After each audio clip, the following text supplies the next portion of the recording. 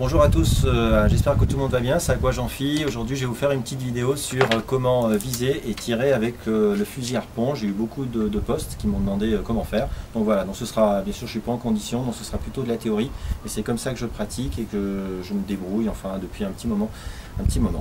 Alors donc voilà, donc tout d'abord je voulais vous dire, donc pour les techniques d'approche, je ne vais pas y revenir dessus. Donc quand vous voyez un poisson, vous descendez avec votre palme, vous palmez, bon il y a toujours discrétion, pas beaucoup de bulles, et puis il ne faut pas affoler le poisson. Une fois que vous avez le poisson, ce qu'il faut faire, donc vous avez votre fusil, il faut surtout être en parfait équilibre, c'est-à-dire il ne faut pas que votre corps soit déséquilibré, soit par le courant, soit par les vagues. Sinon vous allez pouvoir être un peu à gauche, un peu à droite, et votre tir vous allez le louper. Ce qu'il faut faire, donc pour les deux techniques qu'on utilise principalement, que ce soit la pêche à l'indienne, soit la pêche à la coulée, il faut que, par exemple, quand vous êtes à la pêche à l'indienne, que vous arrivez sur le poisson, que votre corps est positionné horizontalement par rapport au poisson. Par contre, quand vous faites une coulée, vous descendez, il faut que votre corps soit vraiment dans l'alignement avec votre fusil et qu'il soit donc vertical, entre guillemets, en position verticale par rapport au poisson. Donc ça, c'est très important. Alors, il ne faut pas du tout être déséquilibré, c'est comme partout. Si vous êtes un peu à gauche, un peu chahuté, ça ne va pas faire, vous allez louper quoi qu'il arrive votre poisson. Donc pour tirer avec un fameux fusil harpon, ce qu'il faut faire, donc il faut toujours tirer avec le bras tendu. Bon là on ne va pas le faire en condition, parce que si vous avez le bras cassé, vous n'allez pas pouvoir tirer convenablement, donc ça ne sert à rien. Donc il faut vraiment avoir le bras tendu, le plus tendu possible.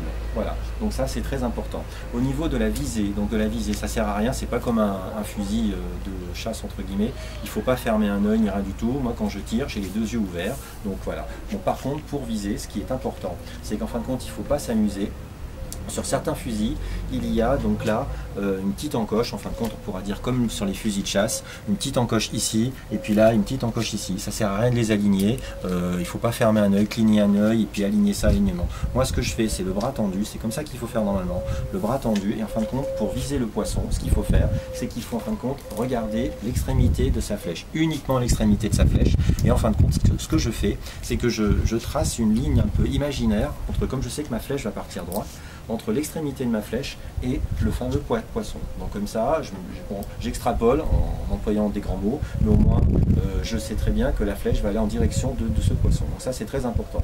Lors du tir aussi, encore une petite astuce, il ne faut pas avoir un petit coup de poignet juste quand on appuie sur la gâchette. Il faut bien tenir la crosse du fusil fermement, tout simplement, le bras tendu, comme je le fais ici, avec bien sûr l'alignement en train de plonger, etc.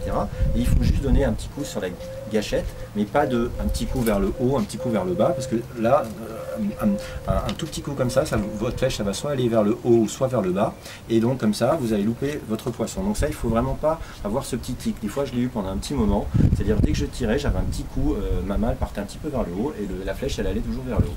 Donc ça, c'est très important. Trois petites choses encore avant de terminer cette vidéo. Donc sécurité dans un premier temps, lorsque vous êtes en train de pêcher, bien sûr, quand vous voyez par exemple un poisson qui passe et qu'il y a un pêcheur, il y a par exemple un baigneur, le poisson et vous, ne le tirez pas, ça sert à rien parce que vous allez pouvoir traverser le poisson, mais votre flèche va aller un peu plus loin, peut-être ça va blesser le baigneur. Et deuxième petit conseil aussi, pas abîmer votre flèche. Ça je vous en ai déjà parlé, quand vous voyez un gros poisson et que derrière il y a un rocher, ça sert à rien de le tirer. En fin de compte, il faut calculer entre guillemets un angle de tir meilleur, parce que si vous le tirez, la flèche va traverser le poisson et la flèche va aller s'écraser sur le rocher, et vous aurez tout gagné. Vous aurez sûrement le poisson avec un peu de chance, mais par contre votre flèche sera bien abîmée. Dernier petit conseil que je voulais vous dire, souvent au bout d'un moment, quand on a pêché pendant un petit moment, on se rend compte que notre flèche, on a l'impression qu'elle n'est pas droite. Donc elle est un peu courbée ou quelque chose. Donc le seul moyen pour voir si elle est vraiment, s'il y a un souci, c'est que vous la mettez en fin de compte sur une surface plane. Bon là c'est une table, bon, je ne sais pas si elle est très plate, mais enfin sinon vous trouvez quelque chose qui est très très plat.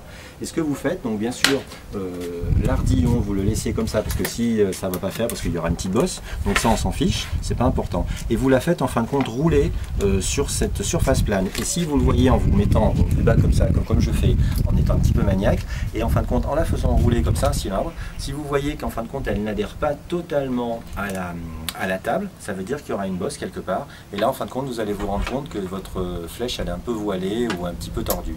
Donc ce qu'il faut faire, en fin de compte, je vais vous montrer ce que je fais régulièrement. Donc quand elle est un petit peu voilée comme ça, je la mets un peu sur ma cuisse, et puis bon je la tends un petit peu, et puis bon comme ça tout tout doucement, je la récupère. Donc ça, c'est une petite astuce à avoir pour voir si votre flèche, elle n'est pas voilée ou elle n'est pas tordue. Parce qu'en fin de compte, quand vous allez tirer avec votre flèche, si votre flèche elle est légèrement tordue, soit vers la gauche, soit vers la droite, quand vous allez tirer, en fin de compte, votre flèche ça va être déportée. Vous n'allez pas avoir cette fameuse ligne droite dont je vous ai parlé, un peu imaginaire, en direction du poisson. Et donc vous allez louper des poissons un petit peu, enfin pas à chaque fois. Mais bon voilà, je vous le dis, c'est important, c'est comme ça qu'il faut faire et c'est comme ça que je fais depuis un petit moment.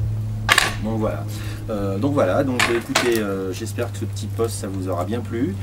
N'hésitez pas à me poser des questions si vous avez pas compris quelque chose ou j'ai pas été très clair. C'était Aqua Jean-Phi, je vous dis à très bientôt et surtout bonne pêche à tous et prudence.